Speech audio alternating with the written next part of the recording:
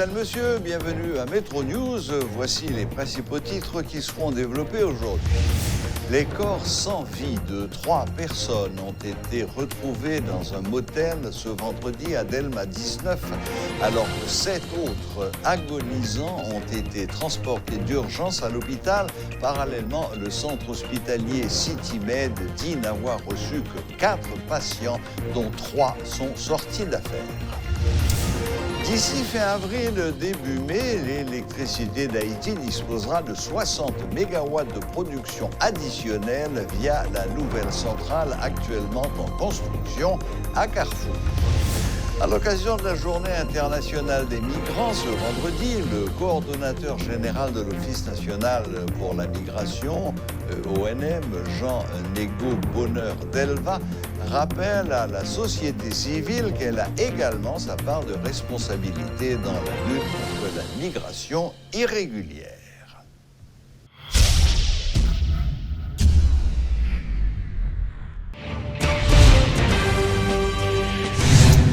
Les corps sans vie de 3 personnes ont été retrouvés dans un motel vendredi à Delma 19, alors que 7 autres agonisants ont été transportés d'urgence au centre hospitalier le plus proche, a fait savoir le juge de paix de la commune, maître Jean Fiori Raymond.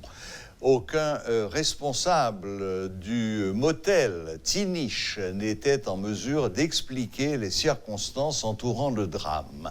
Les riverains paraissaient bouleversés par la tragédie. Une équipe de métropole s'est rendue sur les lieux et a suivi le constat du juge maître Jean Fiori Raymond. Suivez ce reportage. Nous devons dans l'hôtel là, effectivement, nous avons dit que nous avons mouru dans l'hôtel là. En tant que juge de paix, nous devons constater les gens qui mourent. Mais là, nous sur les lieux, nous jouons 2 personnes dans la machine, nous avons 4, nous mourons dans la machine. Et ensuite, nous jouons l'autre monde qui est dans une douche, qui a mouru tout. Là, nous demandons de mettre l'hôtel là avec accompagner nous à la police. Nous demandons pour ouvrir toute notre porte pour nous. Il a dit nous pas de l'autre monde, nous avons exigé pour ouvrir porte. Dans l'ouvrir porte, nous avons environ 7 autres personnes qui étaient dans notre chambre, qui étaient dans une situation difficile, mais pas comme mourir. Mais qui étaient presque, pour même qui étaient presque mourir. Mais comme bon expert, je ne vais pas dire qui ça passe, qui ça va passer, mais sauf que nous avons fait appel avec 116, qui c'est ambulance, service ambulancier. Nous sommes venus là, nous avons fait les gens dans l'hôpital CityMed Delma 19. Parce que depuis que je suis monter seulement, je suis capable de dire effectivement qu'il y a une vie. C'est ça seulement que je dis, parce que je suis un expert, un bon médecin qui peut dire qu'elle mourir. C'est le seul moment où je souffle pas battre, peut-être que je dis l'État semblait mourir. Mais nous, on souffle à monter, nous avons fait appel à l'ambulance, les ambulances sont venues, ils ont effectivement mourir, ils ont fait l'hôpital pour nous. Non, pas de monde qui peut parler, pas de monde qui peut parler, même. Les moyens gratuits, nous pas gagné. Et le responsable hôtel là, pas jamais dit jusqu'à présent rien. Et c'est une des raisons que demander la police pour procéder à l'arrestation de nous. Jusqu'à présent, maître hôtel là nommé la police. D'ici fin avril, début mai, l'électricité d'Haïti disposera de 60 MW de production additionnelle via la nouvelle centrale actuellement en construction à Carrefour. Le président de la République en a fait l'annonce ce vendredi. Jovenel Moïse dit réitérer son engagement d'électrifier le pays 24 heures sur 24, bien qu'il approche de la fin de son mandat. L'arrivée de cette turbine s'inscrit dans le cadre de la première phase du contrat liant le gouvernement haïtien à travers le ministère des Travaux publics à la compagnie Générale Électrique. Moi, je prends plus gros compagnie qui est sous la terre dans les affaires courantes. Générale Électrique, pas de compagnie qui est plus gros facile dans les affaires production, technologie, ça nous a produit là. Ça nous est à cette roquette là. Nous connaissons pas la bombe dire nous. Ça ne va pas arriver demain, mais ça m'a dit non. Je voulais mettre tout le monde qui te connaît que vous avez pays en blackout, je voulais mettre au courant que vous prenez en courant. Pas rien qu'à camper train électricité.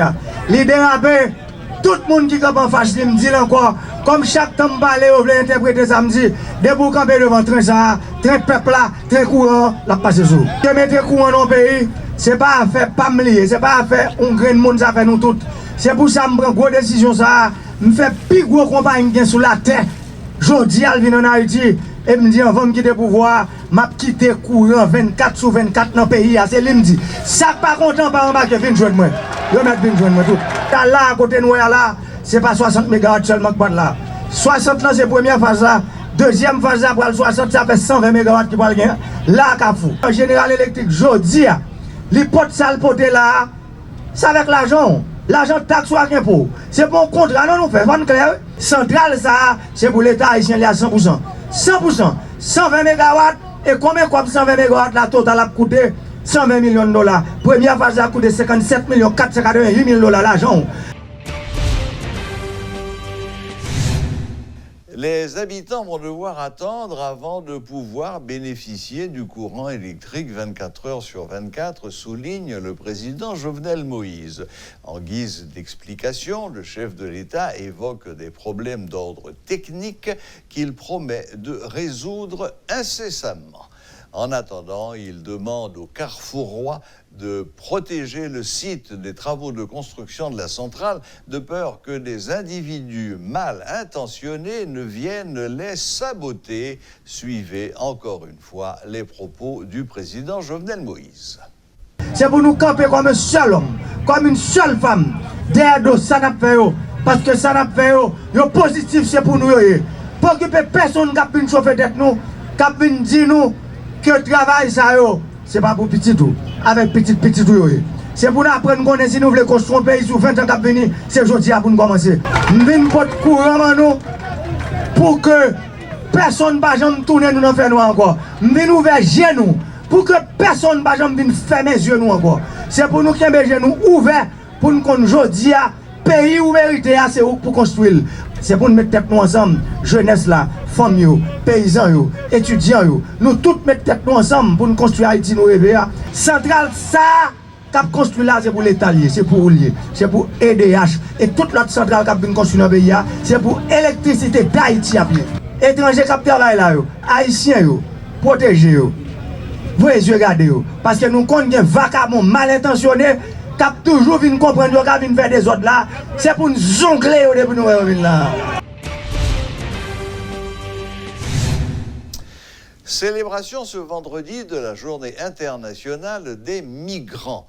Le coordonnateur général Jean-Nigaud Bonheur d'Elva en a profité pour rappeler que dans la lutte contre la migration irrégulière, la société civile a sa part de responsabilité. Il revient d'un côté, ajoute-t-il, aux acteurs politiques de créer de meilleures conditions de vie pour les citoyens haïtiens, notamment les jeunes, afin qu'ils puissent vivre dans le pays. Suivez ce reportage de Rodolphe Pierre-Louis. Ce 18 décembre est une occasion pour l'Office national des migrations de célébrer la Journée internationale des migrants. Le coordonnateur général de l'institution n'a pas manqué de saluer le travail effectué par l'agence de l'ONU en charge des réfugiés, l'OIM. Toutefois, Jean-Nigaud Bonheur d'Elva estime qu'il y a encore du chemin à parcourir. Il y a plein de monde qui veut perdre la vie, que ce soit sous la mer, que ce soit dans des forêts à travers le monde. Eh bien, c'est question de migration irrégulière. C'est voyage clandestin, voyage en cachette là. C'est vendre tout ça que nous avons possédé comme bien pour le quitter le pays, pensant que le pral vivre mieux de l'autre côté, et puis là, le rivière frapper avec une réalité telle côté que les obligés de retourner la caille. La société civile, les acteurs politiques, deux secteurs qui doivent aussi s'impliquer davantage dans cette lutte, affirme le numéro 1 de l'ONM. Il revient aux autorités de créer un climat propice afin que les citoyens haïtiens témoignent de l'intérêt pour le pays. C'est pas seulement retenir la radio à parler de droit, de ceci, de cela, sans que vous parlez vers la population à travers la section communale pour porter encadrement, pour permettre que vous vivent mieux. Il faut petit chita parler avec eux, mettez une série d'infrastructures, la caillou, tout. Pour que ce n'est pas nous seulement qui viennent dire, mais ils gagnent, ils vivent. C'est le travail de la société civile. Ce sont les migrants qui constituent aujourd'hui la diaspora haïtienne, reconnaît la voix autorisée de l'ONM. Cependant, la perle des Antilles est dans une situation critique et se vide chaque année de ces jeunes qui partent à l'étranger rechercher la terre promise. Jean-Nego Bonheur d'Elva tire la sonnette d'alarme. Il parlait tout à l'heure de insécurité planifiée. Mais l'éclair sont insécurité planifiée. 4 mois avant, c'était dollar qui a baissé, c'était comme américain qui a perdu valeur, c'était prix produit première nécessité qui a diminué.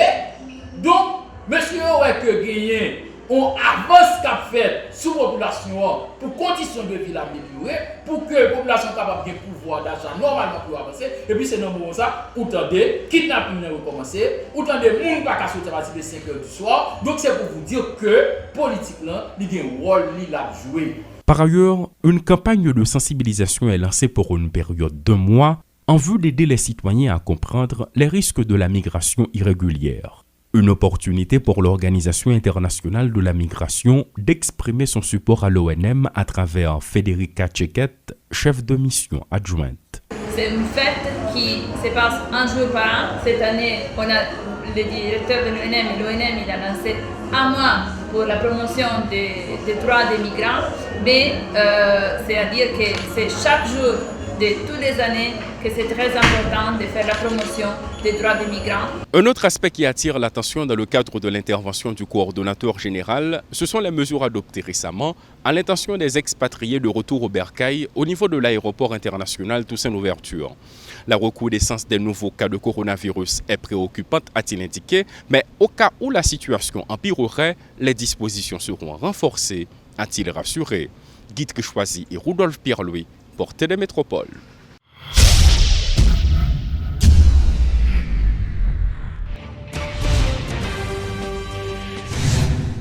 Trafic d'armes à Port-Lafiteau. L'expert en question de sécurité, Réginald Delva, déplore l'inaction de la justice dans les affaires de trafic d'armes, alors qu'il dit noter de gros efforts du côté de la douane ces derniers temps pour intercepter les armes de contrebande. Il note par ailleurs des failles dans le système de sécurité du pays liées à l'absence d'institutions spécialisées aptes à collaborer avec leurs homologues étrangers. Les explications de l'ancien secrétaire d'État à la sécurité publique, Réginald Delva. Peut-être que c'est même non que nous entendons déjà, on connaît bon, nous-mêmes nous toujours montré dans le cadre de travail que nous faisons consultation, toujours qu'il y a des gens qui demandent nous qui ça fait, si on a besoin d'acheter des armes ou bien qui suivi, qui pour faire, donc nous toujours suivre le dossier ça et même le gain procès, nous toujours faisons gens pour que nous suivons procès parce que c'est à partir du procès pour qu'on ait exactement comment ça t'est passé ou bien comment ça passé. Mais peut-être que c'est même non et nous entendons ça déjà, peut-être que c'est capable bon monde qui est même non, donc nous doute fort tout que c'est ça le taillé, mais peut-être que c'est autorité pour dire exactement. Est-ce que c'est en deux parties, dernier cargaison qui est entrée, peut-être des noms ça a décidé, est-ce que bon l'autre partie qui peut rejoindre ou même peut arriver.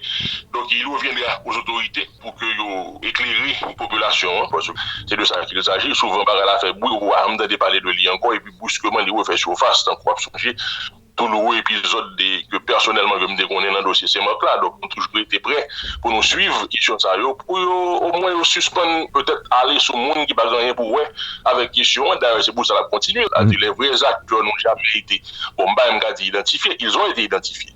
Mais pour une raison ou pour une autre, les vrais acteurs n'ont jamais été inquiétés. Donc c'est normal que la continue tout autant que les acteurs ont senti qu'ils ont fort assez pour qu'ils ne soient pas inquiétés, évidemment, du côté haïtien. Le gouvernement américain a toujours fait travail. D'ailleurs, en janvier, il y a toute une série de procès, il y a des sentences qui ont prononcées sur des gens qui ont arrêtés aux États-Unis. Du côté Haïti, pour une raison ou pour une autre, ils ne peuvent pas faire travail là, ou bien ils ne sont pas capables de faire travail là, pour une raison ou pour une autre. Mais cependant, ça va permettre que la population haïtienne ne comprenne. Parce que même lorsque cité non monde pour Kétialoui, par exemple, pas grand monde dit que Kétialoui connaît, non, ça c'est un conteneur. Et c'est là qui est dangereux, parce que l'offre en conteneur, tout le monde en Haïti connaît ça, crée les consolidations. C'est-à-dire que le conteneur a gagné un bagage pour pomper le monde là-dedans. Maintenant, Kétialoui lui-même, je ne vais pas connaître, je ne vais pas prendre défense, c'est lui pour répondre aux questions. Mais ça fait longtemps que nous avons dit, il a cherché Kétialoui. Donc c'est là encore une fois, il faut que vraiment nous fassions de manière professionnelle pour que les gens qui n'ont pas gagné pour voir la question, c'est pas eux-mêmes qui vont poursuivre. Les gens qui ont fait conteneur à passer qu'à plusieurs personnes aux États-Unis, par exemple, ils prennent marchandises, ils mettent dans un seul conteneur. La compagnie qui a volé la bateau à la gagner pour voir. D'ailleurs, sur papier, même, il dit que ils n'ont pas responsable de ça dans le conteneur. Lui seulement d'où il y a des bagages illégaux qu'on ne doit mettre dans le conteneur. Donc là, il revient aux autorités haïtiennes pour mener une enquête là. Mais il n'est pas difficile parce que le plus souvent, pour ne pas dire toujours, expéditeur identifié. Donc c'est expéditeur lui-même qui pour nous, pas que mon gueule t'a volé. Et si qu'on est au niveau Haïti, travail là pas fait, je ne crois pas que les États-Unis peuvent le faire le bout. Donc, juste peut-être eux-mêmes, ils connaissent pas ils faire. Parce que ce sont des hommes souvent achetés légalement aux États-Unis, mais expédiés illégalement en Haïti. Non, c'est même avec Haïti, vous faites quand même des contrôles. Vous ne pouvez pas contrôler toute sa capentrie, parce que vous regardez sous pour eux. Vous avez quantité de conteneurs de capentrie Haïti, qui parle pour au prince, qui parle en province particulièrement. Donc là, c'est difficile pour tout le travail là. Au côté, dit que mon n'a pas trop vraiment intéressé dans sa capacité territoire là. Bon, machine entrée, machine volée rentrer. D'ailleurs, en parenthèse, Haïti, on compte d'ap suivre sous question, justement, vol véhicule, etc. Vous avez que Haïti, c'était technique ça, que Haïtien devine avec, voyez machine Haïti par deux, vous coupez machine dans deux bouts. Un bout de calon conteneur, un bout de calon. C'est vrai que les États-Unis pas trop jamais, ouais, jusqu'à ce que soit Haïtien qui développe technique ça, d'expédier aux machines volées aux États-Unis, en Haïti, ils coupent le deux bouts, c'est-à-dire que le vont un bout un long conteneur, et puis ils font faux fond, et puis ils font l'autre faux fond, ils mettent l'autre bout de machine. Donc, voilà, j'aime penser que il y a une machine qui entre dans deux conteneurs différents. Donc, c'est pour dire qu'il y a des techniques que ouais, effectivement, qui peuvent faire que plus vigilant, mais cependant, là, difficile pour contrôler toute sa capacité. Quand vous regardez des armes, que moi, c'est souvent dans des speakers, dans machines, dans des objets, et ces objets qui ont déclaré. Le nègre a dit c'est speaker là pour entrer, dans speaker, ou par contre, ça vient là-dedans. Le ministère de la Santé publique a inauguré ce vendredi un centre de quarantaine à l'aéroport international Toussaint-Louverture. Selon la ministre de la Santé, Marie-Greta Roy-Clément, cet espace va permettre aux responsables sanitaires de pister tous les cas suspects liés au coronavirus. Plus loin, l'épidémiologiste, le docteur Patrick Delis, a fait savoir que même si les cas de contamination augmentaient dans le pays, on ne peut pas encore parler d'une deuxième vague de la pandémie. C'est un centre de quarantaine, okay? C'est un poste de transit. Par exemple, si vous avez des gens qui viennent à l'aéroport, particulièrement dans le cadre de la COVID, mais c'est pour toutes les épidémies en général. Si vous avez des gens qui viennent qui présentent un signe symptômes, par exemple, nous avons des gens qui toussent, des gens qui ont la fièvre, au lieu de nous avoir des gens à l'aéroport pour nous investiguer les gens, pour nous parler avec les gens, pour nous faire un prélèvement, ou bien pour nous voir les gens en structure, au lieu de nous avoir à l'aéroport devant tout le monde, on a ce centre de quarantaine qui va accueillir les voyageurs qui ont suspicion.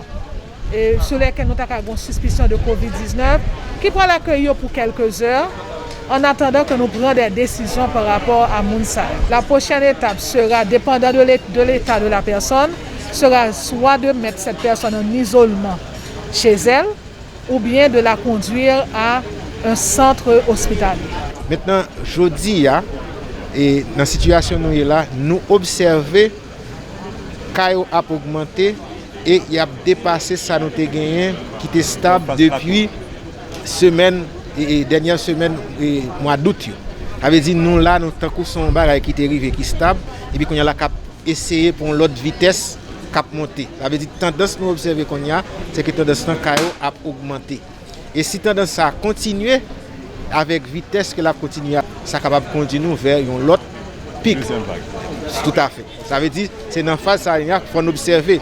Mais données que nous gagnons, nous montrer nous si la population pas appliquer même mesure que qu'on a appliqué au commencement, ça capable arriver que nous connaît une deuxième vague, c'est pas ça nous t'a souhaité. Dossier taux de change. Les injections de dollars réalisées par la BRH sont des mesures de court terme, selon l'économiste Kessner Farrell. Selon lui, il faut un changement radical dans les modes de gestion de l'économie nationale pour stabiliser la gourde. D'autres solutions conjoncturelles, comme l'austérité annoncée par le ministère de l'Économie et des Finances, peuvent avoir une utilité, estime l'économiste. Néanmoins, elles ne remplacent pas des politiques de longue haleine, a-t-il précisé. Suivez l'analyse de l'économiste Kessner Farrell. Ça c'est sorti, ça nous les fourchettes parfois à 65 à 70 là, il franchit la barre de 70. et il y a une opération qui a fait à plus de 70 gouttes. Alors, il faut rappeler que il y a plusieurs taux sur mon cher, ça n'a pas de baissement là, c'est tout plus bas. Mais il y a des opérations certainement qui a fait à 80-90 gouttes, dépendant de qui quantité d'argent qu'on a besoin. Mais sur 70 gouttes là, il franchit. Et ce que l'autorité n'a pas fait une tour main, donc comme d'habitude, chiffre 150 nous condamnons déjà. Et également, il y a un message qui n'a pas plus que le ministère de l'économie et des finances avec le gouvernement central a été ensemble pour faire annonce. On a rappelé qu'en novembre de l'année dernière, et presque dans la même période, ça a été parlé d'un pacte qui était signé entre deux acteurs. Parce que dans la politique fiscale et la politique monétaire, dans le temps, la théorie monétaire qui était normale et ancienne, eh bien, était tandis que politique fiscale la vient avant et politique monétaire la vient ensuite. Parce que c'est le déficit budgétaire qui prend pression sur la Banque centrale là, qui a financé le déficit budgétaire là, et comme la Banque centrale va gagner $, c'est good là, mais $, que la Banque centrale gagne, c'est surtout pour l'État du fait qu'il est sur le terrain, mais elle a financé l'État haïtien, particulièrement le ministère des Finances, avec good. Donc, il ne faut pas oublier qu'il y a un problème structurel. Parce que mémoire, nous, c'est un coup, mémoire vive mon ordinateur. Depuis éteint, mémoire ordinateur, mémoire vive la éteinte. Nous avons aussi des problèmes structurels qui existent dans le pays. En plus, il y a un pire, on est capable de relier des autres pensions dans l'économie à travers le financement des déficits budgétaires. Pour des raisons que tu es capable d'expliquer par choc que l'économie apprend, que ce soit pays local, où l'État est extrêmement faible, donc l'État a dépensé quand même, tout au moins c'est la dépense courante, et l'obligé à le financer à partir de la Banque centrale. Donc, toute goutte ça qui est dans l'économie, et d'où la pas venir pour même raison, pays local et également COVID-19, sont double choc que le pays apprend.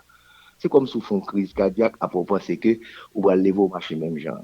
Faut ne pas oublier ça. Et un exercice pour nous faire tout, prends un tube, pâte dentifrice, retirer toute pâte qui est là-dedans, qu'on a essayé de remettre là-dedans. Après, c'est son bail qui faisable. Donc, nous-mêmes, nous avons que le dollar venait tourner normal, alors que nous avons un bon problème structurel de subvention qui va là, de mauvaises dépenses qui va là. Donc, ce qui signifie que ça a aussi des mesures de court terme, oui, qui va permettre qu'au contenir, mais les problèmes seront là. Il faudra que l'on prenne des décisions, que l'on fasse des changements radicaux dans cette économie pour que nous soyons capables vraiment de jouer une stabilité dans la chercher. Je vais rappeler encore, on va concentrer sur toi. On va concentrer sur exactement le changement pour faire tout qui pour bateau que nous avons souhaité. Empêcher les spéculations qui fait, les gens qui ont besoin d'importer, capable d'avoir accès à la monnaie, dollar qui ont besoin pour importer. Mais ça ne veut pas dire que la solution conjoncturelle peut cacher les problèmes structurels, comme je t'explique là. Donc il faudra qu'il y ait des mesures qui prennent des politiques agricoles, il faut qu'il y ait des politiques sociales également. Nous avons parlé d'insécurité dans la zone où l'offre de chasse et bandits, on y a là, il faut créer un environnement pour que l'espace là pas attiré encore, mais pas repousser l'autre encore également. Donc, ce n'est pas des bagages qui prennent dans 6 mois, c'est des bagages de moyen terme et de long terme, parce que nous créons ça, la pression démographique, densité, et également qu'on y a la vie, un déséquilibre entre l'offre et la demande, ça ne se fera pas en un jour. Donc, je dis que c'est peut-être pour l'autre gouvernement avec l'autre politique, parce qu'il y a une élection. Donc, il faudra une certaine patience, et ensuite que les mesures soient prises réellement pour résoudre ce problème. Voilà. La boucle est bouclée. Merci de nous rester fidèles. Excellent week-end à toutes et à tous et à la prochaine, même heure, même chaîne.